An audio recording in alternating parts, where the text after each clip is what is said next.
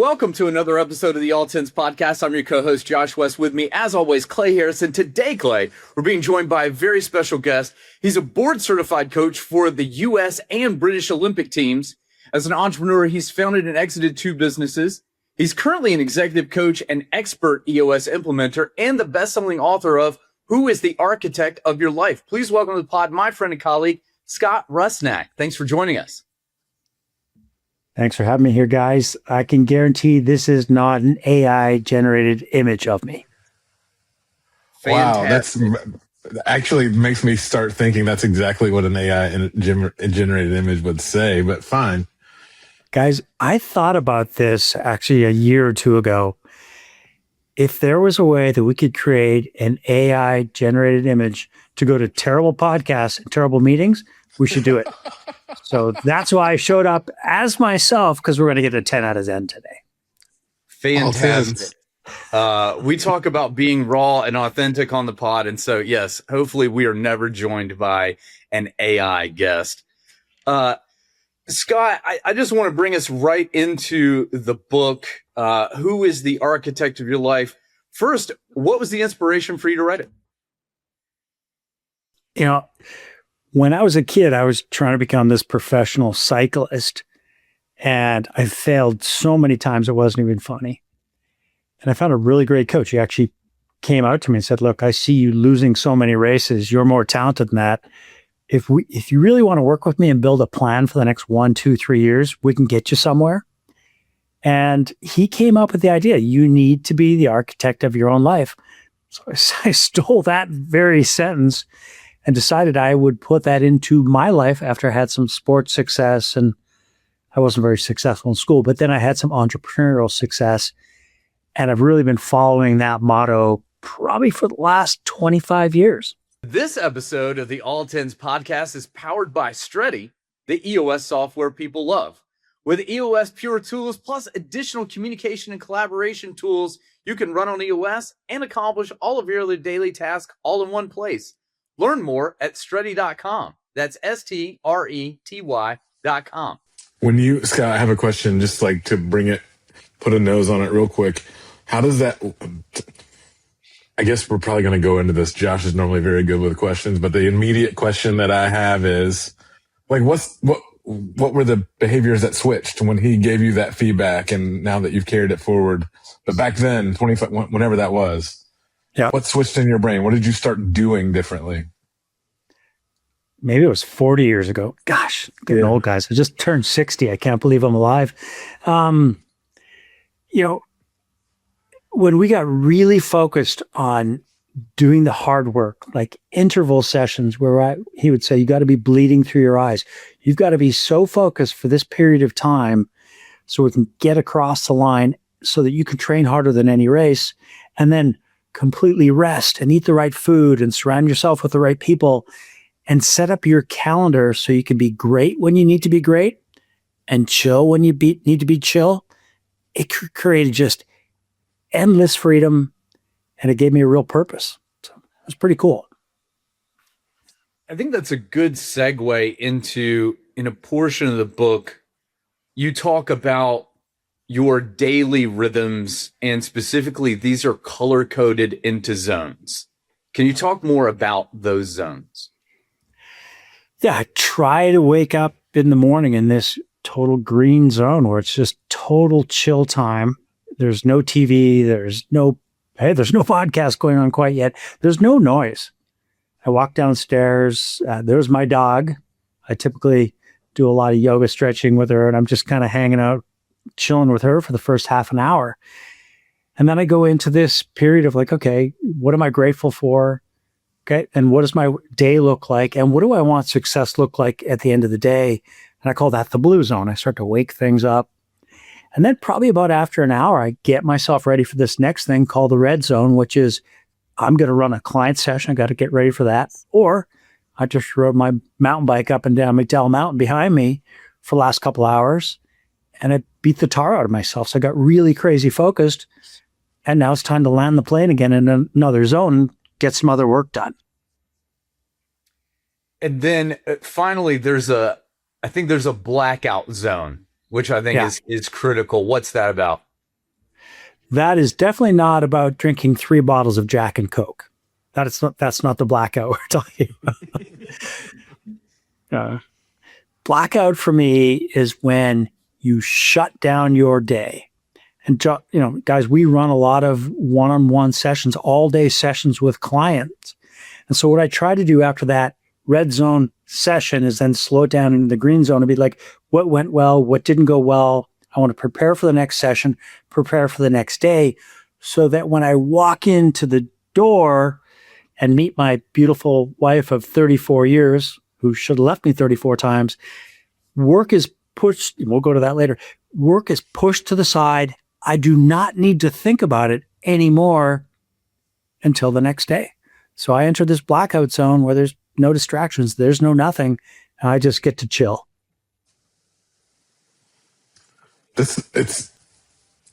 You've named it really well. You've given it like color coding, which I think is really helpful. It's something that I recognize in my practice. Normally I'm driving home from a session 30 minutes or so, and that's my time to like do all the processing. And if anyone calls me, sometimes I do that with Josh, but because he knows like I can use the esoteric EOS language with Josh, and it can be a really quick and succinct and efficient conversation. But if anyone else calls me, I'm like, I can't. I've been talking all day or listening. Like, it's been an intense day. And then I am also able to just kind of stop. But a lot of my clients have a lot of trouble. You can see it from the 11 o'clock email, the 11 p.m. emails, the worried phone calls after dinner or whatever. Like, a lot of entrepreneurs struggle with that idea that there's a distinction between going hard and then you got to have the rest of your life. Yeah. Let's go back to cycling. My coach said to me, the hardest workout you're going to do is nothing. He's like, you've got to honor those rest periods, and the real currency in your life is going to be that rest zone when you sleep, when you shut it all down. So for me, I typically start to shut it down at about 5:36. It takes a while sometimes to mentally get it out of your head, but we go for a walk with the dog, and my wife and I have an agreement. I don't want to talk about my sessions. All I do is I come home and it's like, it was a great day. That's it. Don't ask me any more questions. Then I ask her about her life. Hey, what's going on with our 27, 29-year-old kid? What are we doing this year? And we'll talk about how I map out my year. But I'll tell you, if you do not shut it down, much like an airplane cannot run for 24 hours straight, it needs to stop. It needs to refuel. We need to refresh it. It sits overnight. So I beg of any entrepreneur that's watching this to have a strict shutdown rule inside the house and have a conversation with those you love the most and be like, work stops now. I'd really not to talk about it. And then the next day at 7 or 8 in the morning, you can get it going again. But unless we stop, we'll never get anywhere. Scott, I think that's a good segue into, we talked about how to color code and map the day. And then you alluded to mapping out your year. Talk about that a bit more. Yeah, I typically map the next 18 months out. So every 90 days, I set a rock for myself to map out the next 18 months. I know exactly where I'm going to be on Thursday, February the 4th, 2027 next year, because I start with the most important people. So I operate under a concept called Dunbar's number. There's 3 concentric circles in our life. The smallest one are the 5 most important people in your life. You should map out your year first with those people and say, okay, here's the periods I'm going to be with them for this week, this 10 days, this 2 weeks, Christmas, birthdays, you name it. Map that out in your calendar first so the most important people are being honored. And believe me, I've got a great friend, wonderful, successful entrepreneur. He forgot to mark down the fact that he was going to Tokyo with his wife on a Thursday, and he thought it was the Friday. How do you possibly plan a big trip like that without mapping that out first? I won't throw him under the bus, but I urge anyone who's listening or watching to start with those you love the most and map out the next 12 to 18 months. Saves marriages, save relationship. It'll save your business as well because you know where you're going. Scott, you're highly successful, right? A lot of our listeners, I'd imagine, aren't as far along in their journey as you. Is that something that you've been able to do since day one, or is that something that you've kind of grown into as you've found more success? Well, I have only been reasonably successful because I failed a ton. I failed a ton. And through that failure of trying to be there for everyone, to go to every bike race, to go to every party, this term FOMO, I don't know if I had FOMO, but I just wanted to do it all when I was younger. When my coach said, we're going to find the races you can win. We're going to train for those. We're going to put those on the calendar. When I hang out with the 5 most important people, and then there's another circle, the 12 to 15 in my life that I really want to be with, I can get intentional. And so if I can get intentional by doing that first and then pushing all the other stuff to the side, because there's noise, it really is noise, you'll really get what you want. Now, some people will say, you're being really selfish. I'm like, it's actually called self-care. Because I've got to make sure, even when I was young, I need to make sure that I had the right amount of energy battery and social battery for the things that mattered most. So whether you're successful or not successful, push aside the noise and map your life out with the most important people in mind. Clay, to follow up on that, in the spirit of what you're asking in terms of, for our listeners out there, they're like, okay, maybe I'm at the very beginning of some journeys, or I know some things are off track and I'd like to improve some aspects about my life professionally or personally. Scott, in your book, you talk about the 3 Ps in terms of preparation, perseverance, and poise. For our listeners, can you outline that a bit more for them? Yeah. So we could go to the day or the year. When you prepare your day and you know what you're doing at 10 a.m. Pacific on May the 1st, you're ready for that. So, hey, I was ready for this. I know what the rest of my day looks like. So you map out that day with those energy zones in mind. Map out your month, your 90 days, your year, your 18 months with that, because there are seasons to the year where you should be really focused.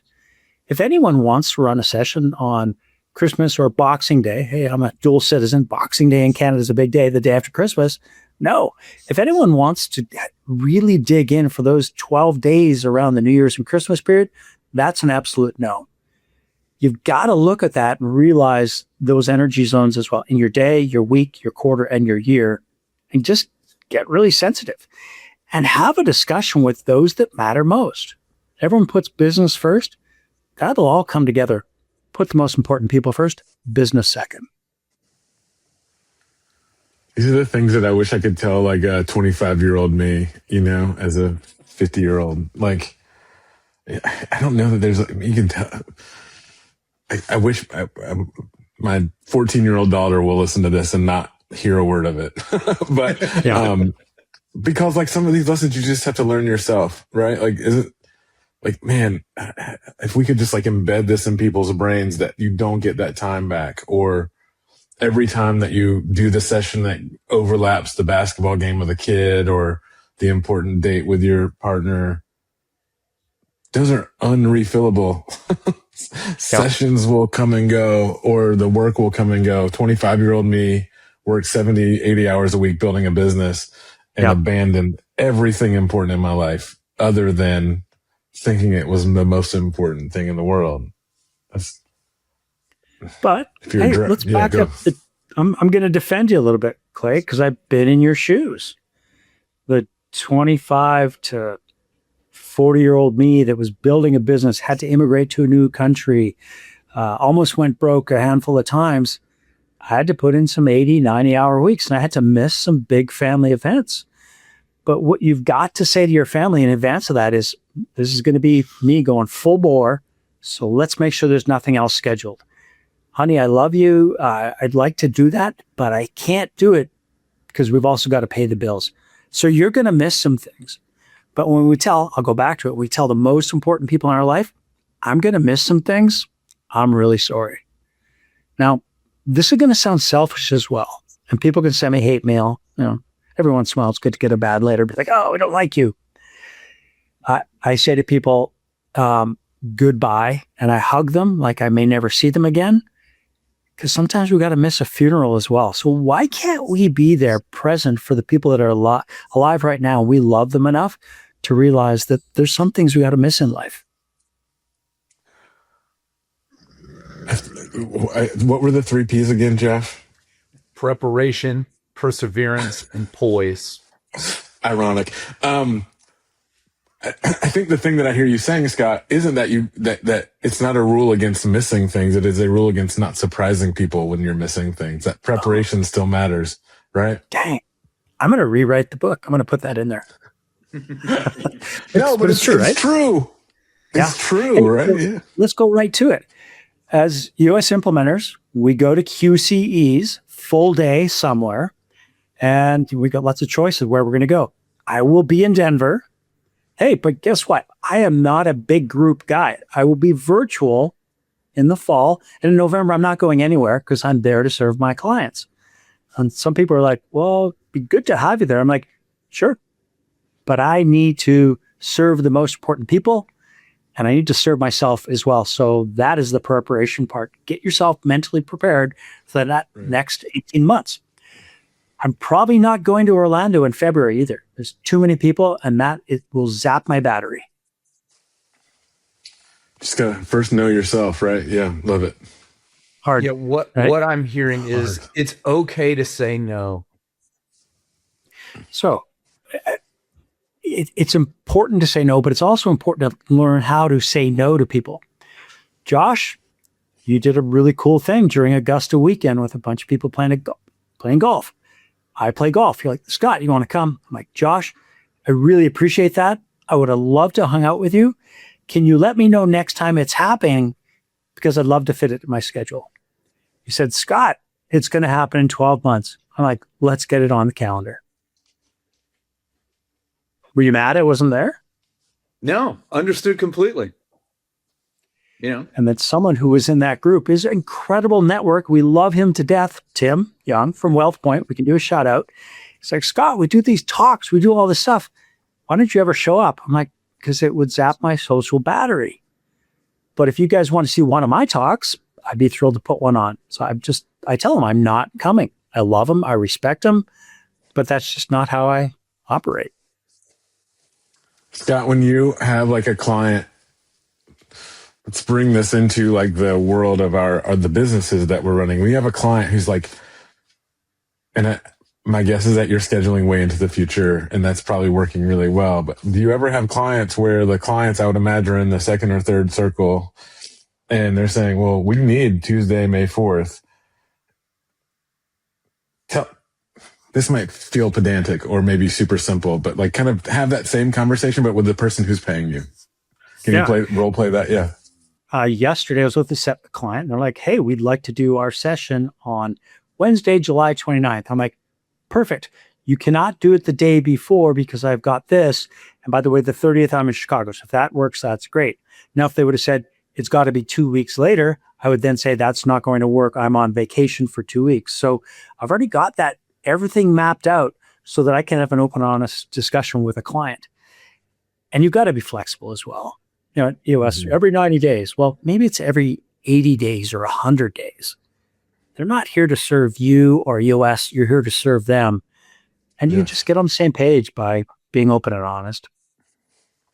When you know what's on your calendar instead of, I can just imagine. I know I did this as a business owner when I was running a business. I would like bend over backwards and then try to figure it out. Whereas if I just were honest at the beginning around capabilities or openings or all those sorts of things, I still might have gotten the business, but it wouldn't have ended up in a place where they were mad at me. Right? They're going to get mad at you because you're going to make changes. You get mad at them and you say, hey, look, that's unfortunate. Let's figure it out. Right. Yeah. Scott, there's a chapter in the book titled Taking Your Shot. And as I read through, really, I began to kind of emphasize and capitalize the word your shot, where it was almost as if, there's the people that take no risk and don't take any shots at all. We know how that ends up.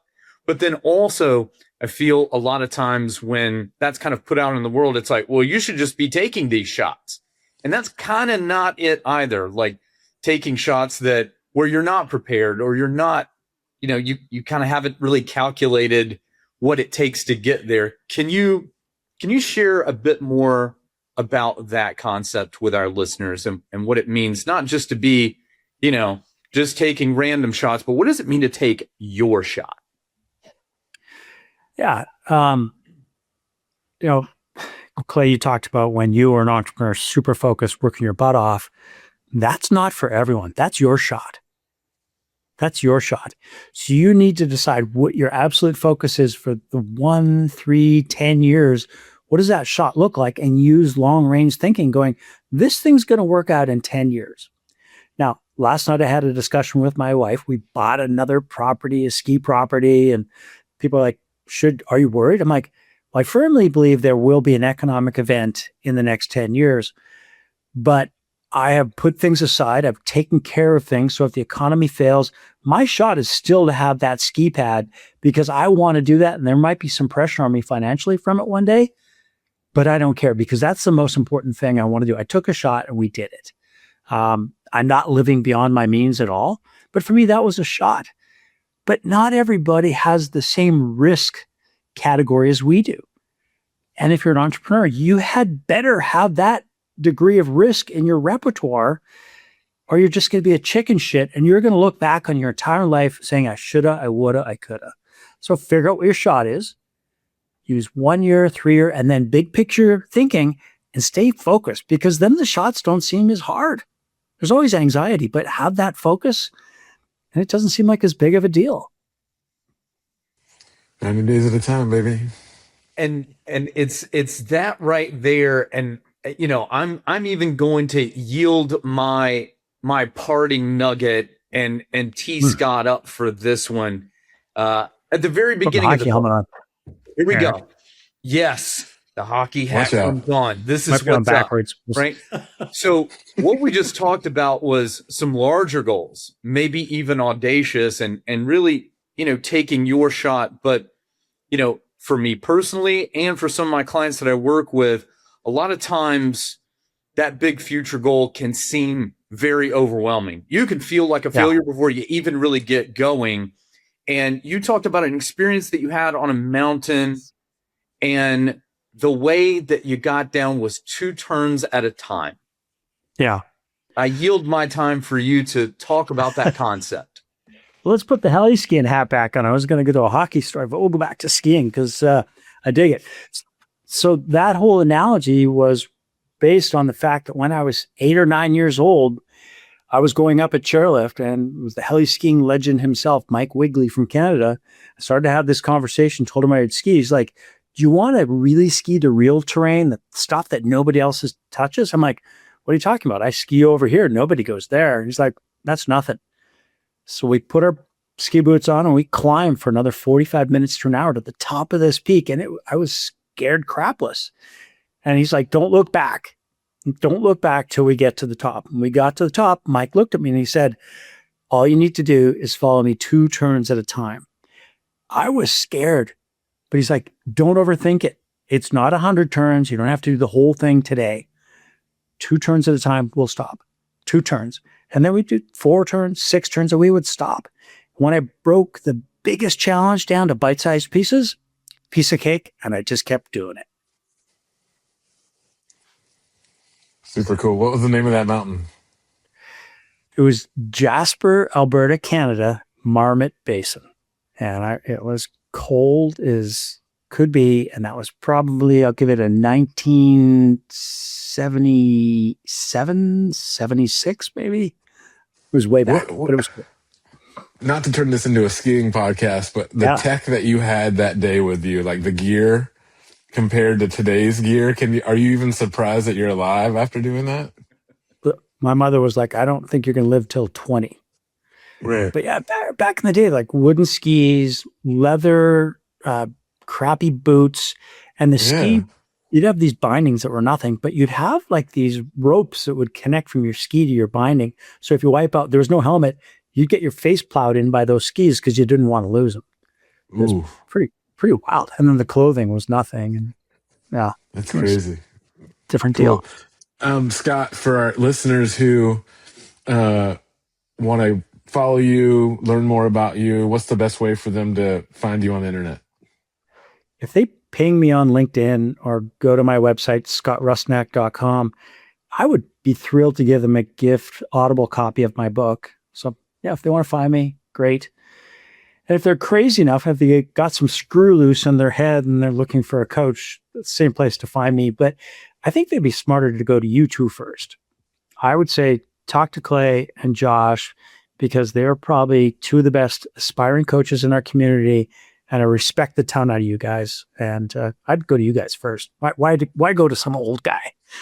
Wow. Thanks, man. That means a lot. We appreciate that. Thank you. It's true, though. Well, Josh, anything else before we go, or should I take it home?